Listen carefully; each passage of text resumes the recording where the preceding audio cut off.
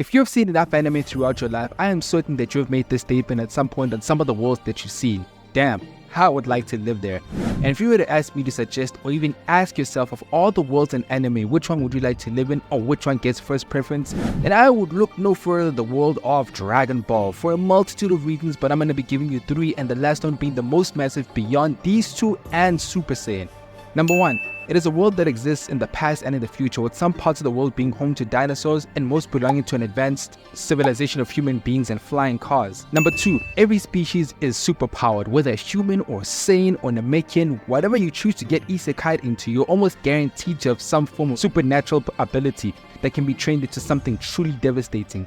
But the last and truly most spectacular idea of why you'd want to live in the world of Dragon Ball is an idea that would satisfy you no matter where you went in this universe. An idea that is beyond the satisfaction of Super Saiyan potential. An idea that is truly over 9,000. Ladies and gentlemen, this idea is the bitches. Yo bro, the design of Honey's in Dragon Ball goes so hard. And just to name a few, Zangya, Toa, Android 21, both forms, Maya, Videl, Bulma, Kefla. And above all these baddies there stands one, coming straight from All Fart Jiro's lab, the one who gives nightmares and PTSD to future Trunks, the one who added onto the trauma of Vegeta's right arm, the one who somehow got rizzed up by Baldy Krillin. Ladies and gentlemen, Android 18 Lazuli. And so let's break it down as we usually do into our 3B, starting with our body. Now when it comes to Lazuli, aka Android 18, do I really need to say much? Do I? Ladies and gentlemen, join me in the ultimate light game pose. Bite your lip and rub your hands together like you see a baddie coming down your street in your neighborhood, because this is Android 18 on peak body. Sin City was Speaking of real life, I'm gonna be real honest with you guys. I'm a man who loves more tits than ass. Bro, ass is overrated. So the way I'm hyping up Android 18, considering how skinny or slender she's been portrayed, you may be thinking I'm contradicting myself. Because while getting this video together, I obviously did some research on 18 and I came across Dragon Ball Wiki, and after doing some scrolling, I read and I quote, she has a fairly small chest in the manga.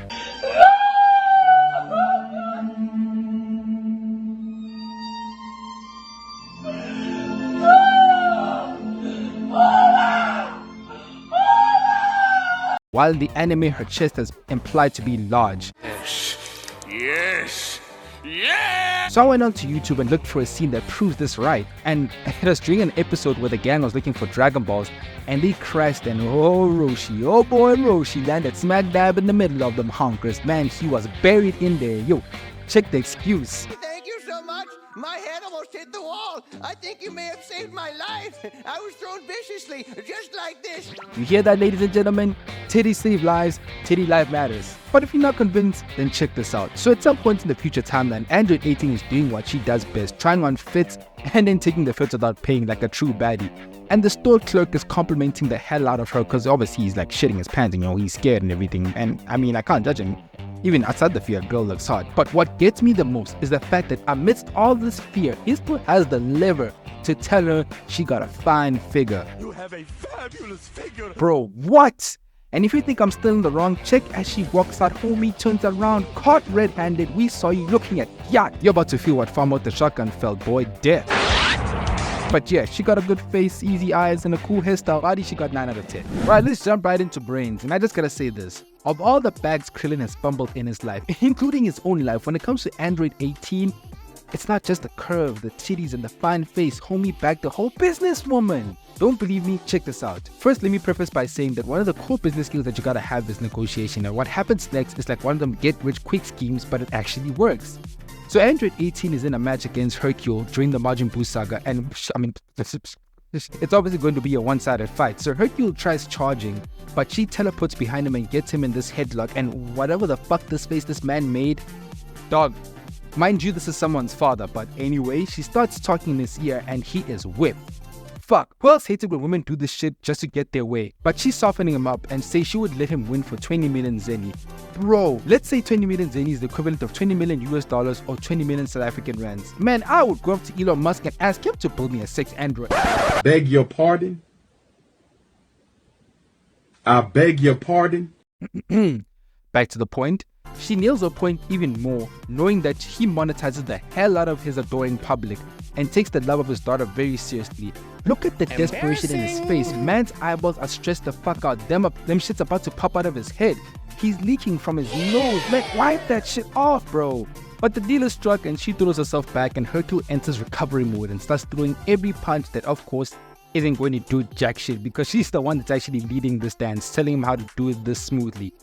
Speaking of which, the smooth brain announcer believes every single bit of what is happening, and obviously the crowd won't be gullible, smooth brain, godforsaken people too. Then Hercule hype up his final attack, lands it, and to no one's surprise, it didn't do shit. She was on some...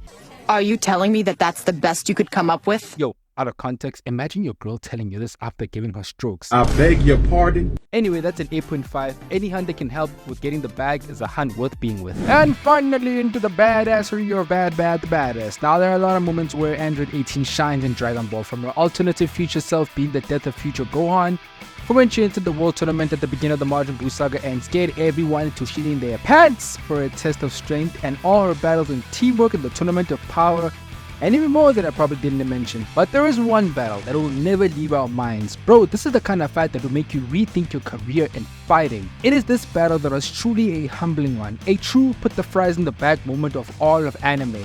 Ladies and gentlemen, Vegeta versus Android 18. From the jump, she's already pushing back, launching at Vegeta, and while Vegeta is dodging these attacks, I can help but check his face expression.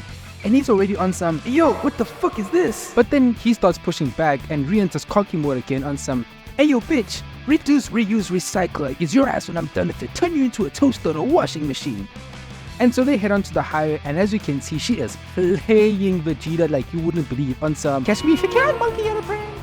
You're pissing me off, you tin can Terminator T-1001 model scrap. And so they head back to the mountain road, and Vegeta tries to blast her from a distance, and no lie, I honestly think Vegeta just wanted to kill anything at this point. So like Farmer with the shotgun and Store Clerk from the future, the truck driver with the paper clips is sent to the afterlife. And at this point, Vegeta gets his first hit as he starts talking some shit on some, all you do is run, iRobot looking bitch, but you can hide, oh shit. And Android 18 draws first blood by giving Jeets the concussion of his life. So Vegeta wants to get his get back, charging at her, trying to thrust her in the gut, pause. And you would think that he got her. And to you I say,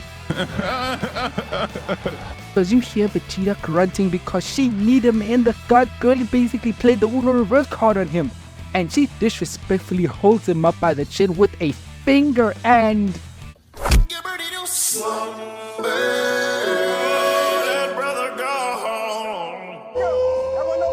so he steps back in and the fight continues, tries to big bang her paws, and this kick right here had him dizzy. She hit something there. I think she really hit something there. And Vegeta holds it for a few steps because his ego is numbing the pain until he couldn't anymore, and then so the drink tries to save Daddy and begs his sword. Where's Tapion? Boy is being irresponsible with his shit. Then Vegeta gets sheared like a baseball bat and swung into the drink, knocking the Super Saiyan clean out of him. My lord, this was just too bad, as everyone lay defeated. Krillin's weak ass is the only one left. And with a kiss, which was foreshadowing that he will get some android booty in the future. Yeah, that's the end of Badass. No, let's not, no, guys, stop. Let's go. No more. 10 out of 10, she's got it. And with a total score of 27.5 out of 10, if you add all the scores together from the previous segment, it converts into 92% badass. She sits in the top 5 of the badass girls in anime. But if you want to see more anime baddie badness, check out this video on Mitsuri from Demon Slayer, and I'll see you in the next one, Skywalkers.